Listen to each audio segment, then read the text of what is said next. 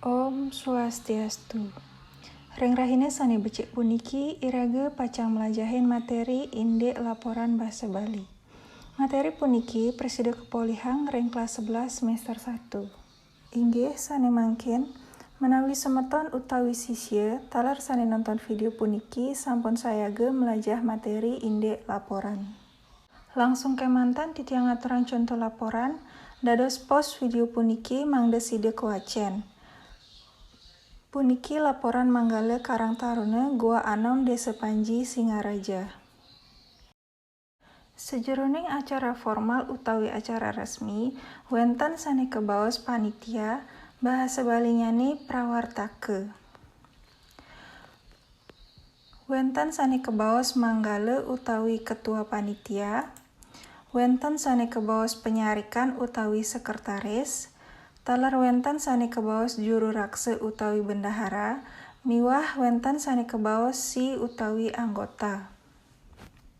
Lanturang titiang, ring kepanitiaan punike patut mekarya laporan pinake bukti mesurat indek pemargi karya utawi bukti tertulis tentang suatu kegiatan acara formal atau acara resmi. Napi sujatenyane teges laporan punike.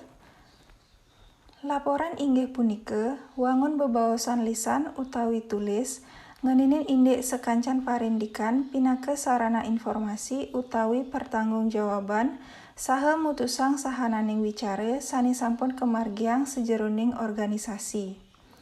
Laporan punike mawi guna anggen latarang sahananing pangrencana, parilaksana miwah hasil sane kapikolihang ring sejeroning pekaryan sane sampun kelaksanayang. Wangun laporan, wenten mekudang-kudang soroh sekadi sanika pertama, laporan mewangun formulir utawi matrik. Inggih punike laporan sane sampun medue blangko. Sang sane nyurat laporan, wantah nagingin blangko kemanten. Sane kaping kalih, laporan mewangun memorandum utawi nota. Inggih punike laporan sane dagingnyane cendak utawi bawa. Laporan puniki sering kanggen antuk pejabat ring para karyawan kemanten. Sane kaping 3, laporan mewangun surat. Inggih punike laporan sane ketlatarang sekadi surat tur dagingnyane dados ngunggahang sekancan parindikan. Laporan mewangun naskah inggih punike laporan sekadi makalah dagingipun kepah dados topik miwah subtopik. Sane kaping 4 wenten laporan mewangun buku utawi laporan sane kesusun sekadi buku. Anturang titiang antuk tata cara nyurat laporan.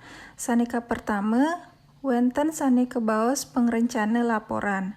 Ring pengrencana laporan punike wenten napi sane jagi kelaporang, napi sane patut kelaporang, malih pidan jagi kelaporang, lan indek napi sane jagi kelaporang.